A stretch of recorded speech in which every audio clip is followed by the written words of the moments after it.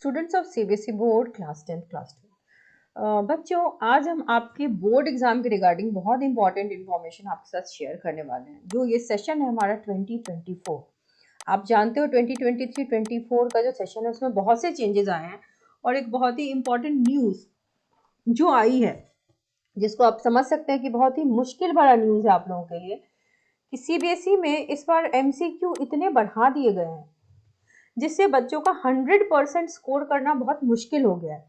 Last year भी जो exam हुआ था उसमें भी सीबीएसई ने पैटर्न चेंज किया था। 2022 से ज्यादा चेंज आया था 23 में और 23 से भी ज्यादा चेंज आया 24 में।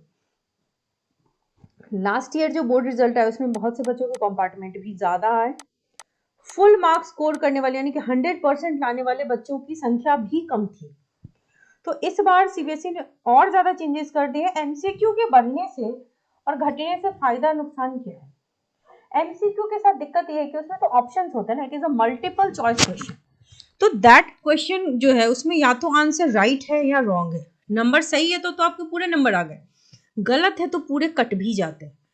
और दूसरी बात, जैसे सपोज क्वेश्चन नंबर 1 है, उसका आंसर ए है, ठीक है, और ए कह रहा है रिफ्लेक्शन, तो आपको ये भी लिखना पड़ता है और ये भी लिखना पड़ता है। कई बच्चे आइदर ये लिख देते हैं या ये लिख देते हैं तो भी उनके नंबर कट जाते हैं। तो ये ध्यान रखना कि you have to write both of them. CBSE का जो मार्किंग स्कीम है उसके हिसाब से ही हमको लिखना है।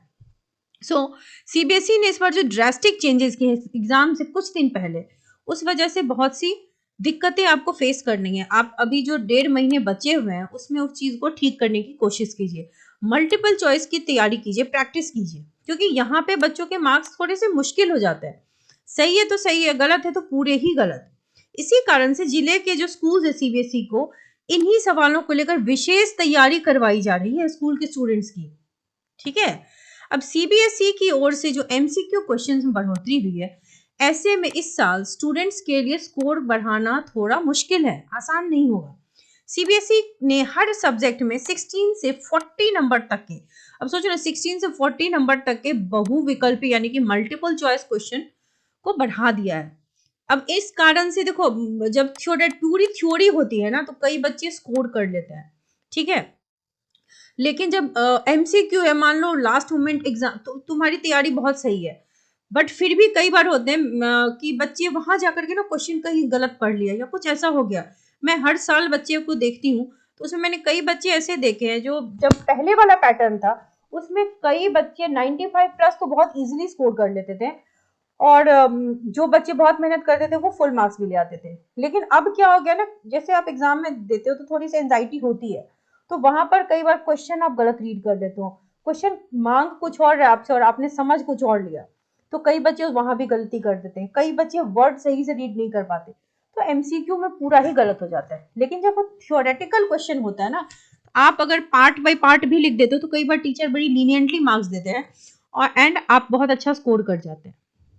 तो ये प्रॉब्लम हुई है जिसकी वजह से फुल स्कोर करना मुश्किल हो रहा है। ऑब्वियसली नंबर ऑफ स्टूडेंट जो फुल लाते थे उसमें गिरावट आ सकती है और आई थी लास्ट ईयर, क्योंकि इसमें सही सवाल का पूरा नंबर मिलेगा, गलत का पूरा कट भी जाएगा, जबकि पहले बहुविकल्पीय प्रश्न ना होने के कारण पूरे अंक मिलते थे। और ये बात बिल्कुल सही है कि बहुत से बच्चे जो है फुल मार्क्स स्कोर करते थे। अब इसी साल 10th और 12th की परीक्षा जो कि 15 फरवरी से शुरू होगी, कोरोना के बाद बोर्ड परीक्षा में जो सैंपल में जो एमसीक्यू ऐड हुआ था ना, कोरोना वाले टाइम में 2 एग्जाम हो गए थे, टर्म 1 और टर्म 2, तो वहां पर सीबीएसई ने टर्म 1 में इंट्रोड्यूस कर दिया था एमसीक्यू। तो वहां पर चलो देखो वो एक अलग साल था, स्पेशल ईयर था, तो सीबीएसई ने इंट्रोड्यूस किया, रिजल्ट ओवरऑल ठीक ठाक ही रहा उस साल का, तो सीबीएसई ने इस चीज को इम्प्लीमेंट कर दिया अगले साल भी, 23 में भी रिजल्ट खराब हो गया बच्चों का, फिर भी सीबीएसई ने परसेंटेज एमसीक्यू का और बढ़ा दिया। तो अब इस साल के बच्चे भी सफर करेंगे। इसी वजह से जो सिटीज हैं, उनके जो स्कूल्स हैं, उनको इसी बातों का ध्यान रखना है, क्योंकि हर स्कूल को भी चाहिए ना उनका रिजल्ट अच्छा हो, है ना। तो स्कूल्स जो है, टीचर्स की माने तो एमसीक्यू पैटर्न के सवाल से विद्यार्थियों को स्कोरिंग बढ़ जाती है, वही कुछ विषयों में 100% मार्क्स स्कोर करने वालों की संख्या घट भी जाती है, क्योंकि एमसीक्यू के अंक या तो पूरे मिलते या तो पूरे कट जाते हैं। इसलिए परीक्षा में शामिल हो रहे विद्यार्थियों के पूरे टेक्स्ट बुक को गंभीरता से पढ़ना पड़ेगा। आपने अगर एनसीईआरटी पूरी पढ़ी है बेटा और कॉन्सेप्ट के साथ पढ़ी है, तब तो क्वेश्चन डिफिकल्ट नहीं है, तब तो क्वेश्चन जैसा भी आएगा you will be able to solve it. Question NCERT से बाहर नहीं आता फॉर श्योर। तो एमसीक्यू से विद्यार्थियों को अच्छे अंक मिलते हैं, लेकिन कई विद्यार्थी इसमें गलतियां भी कर जाते हैं, इस कारण से उनके नंबर कट जाते हैं। एमसीक्यू से बेहतर करने के लिए विषय क्लियर होना जरूरी है। विद्यार्थियों को तुक्का मारने से बचना चाहिए। कई बार होता है ना, मैं आता नहीं और नेगेटिव मार्किंग में तो हम तुक्का मार देते हैं, बल्कि लिखकर अभ्यास करना चाहिए, लिखकर प्रैक्टिस आपको करनी चाहिए। देखो सेशन 23-24 में क्लास 10th में कॉम्पिटेंसी बेस्ड क्वेश्चन, जो रियल लाइफ जो क्वेश्चन प्रॉब्लम्स होते हैं वैसे क्वेश्चंस, फिर जैसे कॉम्प्रिहेंशंस होते हैं आपके इंग्लिश में, वैसे एक पैराग्राफ होगा उस पे बेस्ड क्वेश्चंस होते हैं। तो इनके परसेंटेज बढ़ने से क्या होता है ना कि वो बच्चे जो जैसे रट रटा के भी बच्चे मार्क्स स्कोर करते हैं बोर्ड में, लेकिन अब इतना कॉन्सेप्ट मांगा जा रहा है अब बोर्ड में लास्ट 2-3 ईयर्स से, जो बहुत से बच्चे उसको कवर अप नहीं कर पाते, ऑब्जेक्टिव फिर भी बना लेते हैं। और जो शॉर्ट एंड लॉन्ग आंसर है ये देखो 30% है।